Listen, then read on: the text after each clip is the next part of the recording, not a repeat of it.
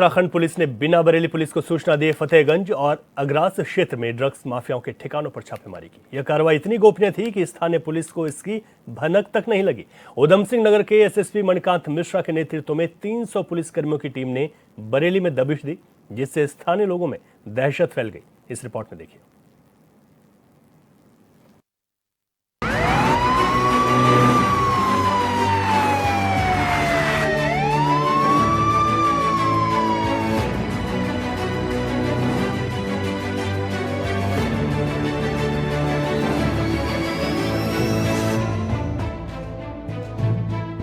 Uttarakhand police ने बरेली के फतेहगंज पश्चिमी अग्रास और आसपास के इलाकों में 16 लोगों को हिरासत में लिया, लेकिन पूछताछ के बाद 15 लोगों को छोड़ दिया गया, जबकि ग्राम अग्रास निवासी एक व्यक्ति को गिरफ्तार किया गया है। पुलिस ने बताया कि इस इलाके में ड्रग की सप्लाई की जाती है। पुख्ता सबूत के आधार पर कार्रवाई की गई, लेकिन ज्यादातर तस्कर छापेमारी से पहले फरार हो गए।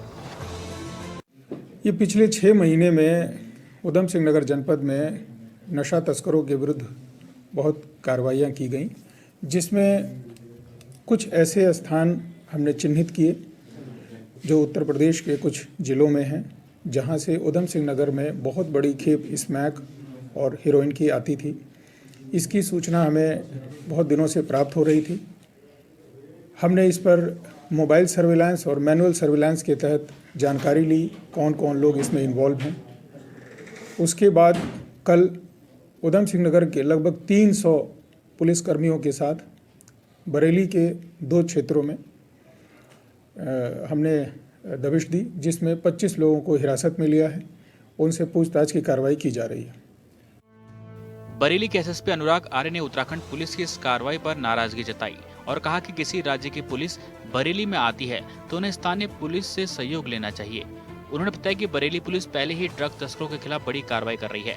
पिछले 5 सालों में एनडीपीएस एक्ट के तहत 1357 मुकदमे दर्ज कर करीब 1500 अपराधियों को गिरफ्तार किया गया है।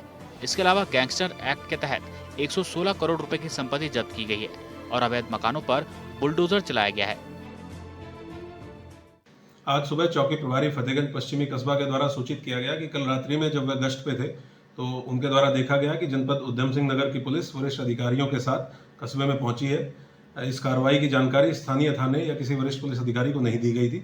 चौकी प्रभारी गश्त में जानकारी होने के बाद इस टीम के साथ साथ रहे और उनके द्वारा टीम को पूर्ण सहयोग दिया गया।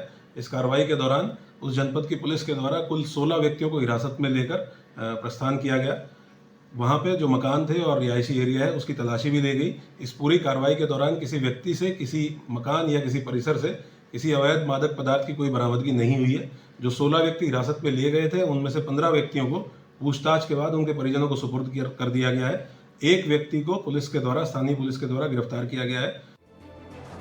उत्तराखंड पुलिस के इस ऑपरेशन में कुख्यात तस्कर शाहिद उर्फ कल्लू डॉन, उस्मान रिफाकत, इशाकत और नन्हे लंगड़ा के घरों पर छापा मारा, लेकिन सभी शातिर तस्कर पुलिस के हाथ नहीं लगे। हालांकि उनके कई सहयोगियों और परिवारों के सदस्यों को हिरासत में लिया गया है, लेकिन बाद में पूछताछ के बाद सभी को छोड़ दिया गया। पकड़े गए संदिग्धों में तस्कर उस्मान का भांजा भी शामिल है। ऐसे लोग जो नशे के व्यापार में शामिल हैं, जो उधम सिंह नगर जनपद में या पहाड़ों के कई ज़िलों में इस स्मैक को बेचने का काम करते हैं, उनको हमने चिन्हित किया है। लगातार उन पर कार्रवाई कर रहे हैं। जो आसपास के ज़िलों में ऐसे क्षेत्र हैं जहां की इस व्यापार को पनपने में वहां के लोग भी सहयोग करते हैं, उन्हें भी हमने चिन्हित किया है।